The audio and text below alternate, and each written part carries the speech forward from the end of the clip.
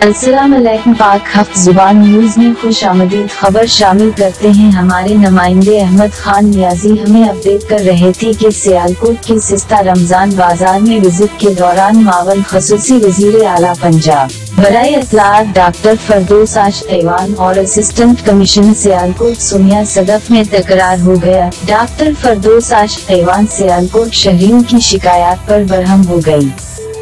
उन्होंने ऐसी सियालकोट से कहा कि आप कहाँ थी उस वक्त से, कभी हम आपको कहाँ से बरामद कर रहे हैं, कभी कहाँ से आप लिस्ट पे आई हुई हैं। ऐसी सियालकोट सोनिया सदफ ने कहा कि यहाँ बहुत शदीद रश है, देखिए तो सही। फरदौस आश ऐवान का कहना था कि रश सब के लिए है, आप क्या आसमान से उतरी हैं?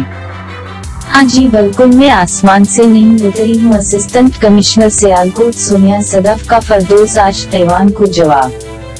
बिलाखिर फरदौस आश ऐवान के सवालों के जवाबात न देते हुए असिस्टेंट कमिश्नर सियालकोट सोनिया सदफ वहां से चली गयी।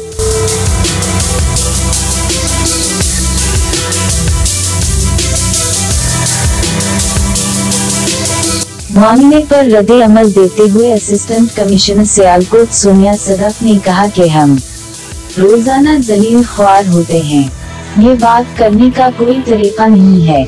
सोनिया सदफ ने कहा कि अगर एक पल खराब भी हो गया तो ये गलती भी हो सकती है।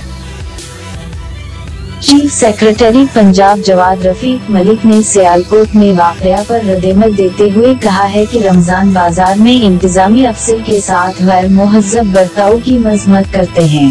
किसी भी सरकारी अफसर या अमले के साथ गैर अखलाकी जुबान इस्तेमाल करना काबिल मज़म्मत है।